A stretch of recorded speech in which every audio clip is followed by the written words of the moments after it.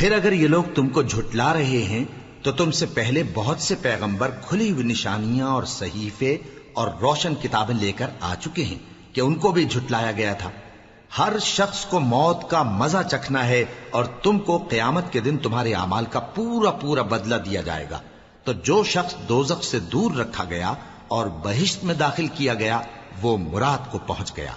اور دنیا کی زندگی تو دھوکے کا سامان ہے۔ اے اہل ایمان، تمہارے مال و جان میں تمہاری آزمائش ضرور کی جائے گی، اور تم اہل کتاب سے اور ان لوگوں سے جو مشرک ہیں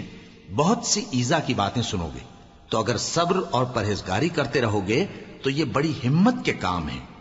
اور جب اللہ نے ان لوگوں سے جن کو کتاب عنایت کی گئی تھی اقرار لیا کہ اس میں جو کچھ لکھا ہے اسے لوگوں سے صاف صاف بیان کرتے رہنا اور اس کی کسی بات کو نہ چھپانا، تو انہوں نے اس کو پس پشت پھینک دیا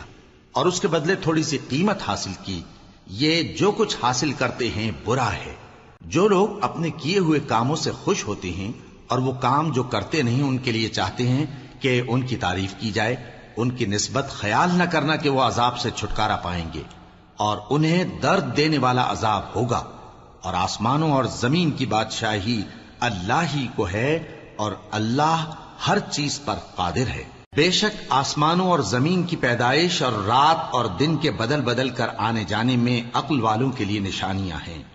جو کھڑے اور بیٹھے اور لیٹے ہر حال میں اللہ کو یاد کرتے اور آسمان اور زمین کی پیدائش میں غور کرتے اور کہتے ہیں کہ اے پروردگار، تو نے اس کائنات کو بے فائدہ نہیں پیدا کیا، تو پاک ہے، تو قیامت کے دن ہمیں دوزخ کے عذاب سے بچائیو۔